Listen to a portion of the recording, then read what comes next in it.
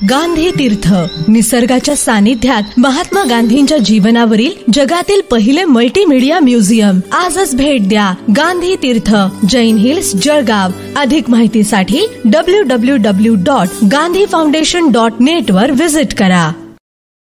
आज आम्ही या ठिकाणी माननीय जिल्हाधिकारी जळगावच्या माध्यमाने मुख्यमंत्री महाराष्ट्र राज्य यांना एक निवेदन दिलेलं आहे. त्यात आमची प्रमुख मागणी अशी आहे की सध्या महाराष्ट्रामध्ये जो अत्याचार आमच्या लाडली बहिणींसोबत होत आहे तो कुठेतरी थांबायलाच पाहिजे. 1500 रुपये देऊन लाडली बहिणींचं मतं घेण्यासाठी जी योजना आखलेली आहे त्याला आमचं दुमत नाही. परंतु आपण बघितलं की परवाच्या दिवशी जी यशस्वी शिंदेसोबत दाऊद शेखने जे कृत्य केलं त्याचा आम्ही तीव्र शब्दात निषेध करतो.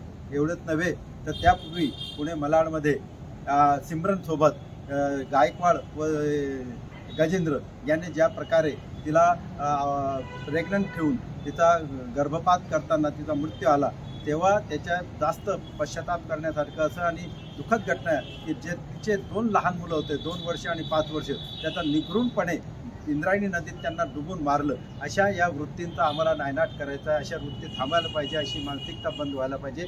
त्या कोणतीही समाजाची असो, दाऊद शेख किंवा गजेंद्र हे ज्या समाजाचे असेल त्यांची जात एकच आहे, ती आहे वासना आणि अन्याय आणि अत्याचार करणारी.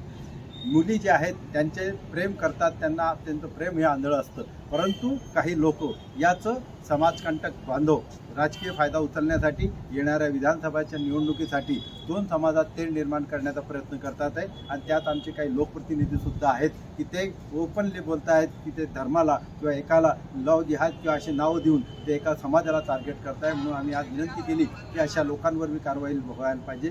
सिमरनच्या दोषीच्या विरोधात मी जलद न्यायालयात कारवाई होणे आवश्यक आहे.